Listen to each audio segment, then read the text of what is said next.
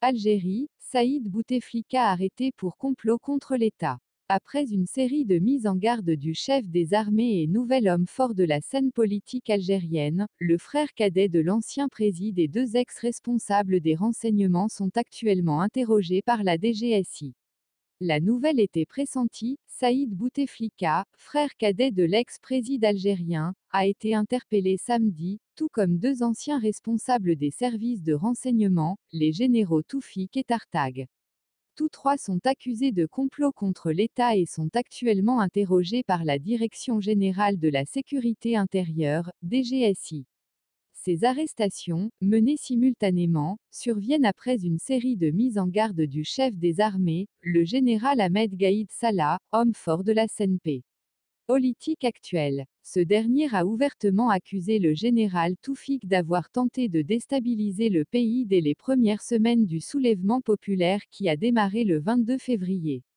Plus proche conseiller de l'ex-président, Saïd Bouteflika a acquis un rôle politique majeur après qu'un AVC, en 2013, a durablement affaibli ce dernier. Il est même soupçonné d'avoir pris des décisions en lieu et place de son frère, raison pour laquelle son nom est régulièrement cité lors des manifestations.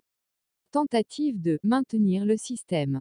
Selon Khaled Nezzar, général à la retraite et ancien membre du carteron de militaires à la tête de l'État durant la période du terrorisme des années 90, Saïd Bouteflika aurait tenté d'instaurer l'état d'urgence ou l'état de siège afin de contenir la contestation populaire.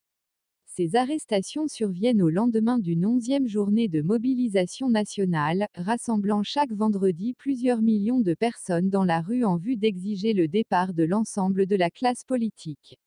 Elles s'inscrivent plus largement dans une vague d'interpellations sans précédent menée à l'encontre de personnalités politiques et d'hommes d'affaires impliqués dans des affaires de corruption. À l'instar du milliardaire algérien Ali Haddad, seconde fortune et patron du premier groupe de BTP du PA. Il a été arrêté à la frontière tunisienne alors qu'il tentait de quitter clandestinement le pays. Plusieurs hommes d'affaires sont frappés d'interdiction de sortie du territoire. Bien qu'elles soient favorablement accueillies par la population, ces opérations, main propre, restent insuffisantes. Est-ce face à la demande populaire de changement de régime? Il s'agirait pour nombre d'Algériens, d'une tentative de maintenir le système en place en écartant les individus qui catalysent le rejet du peuple.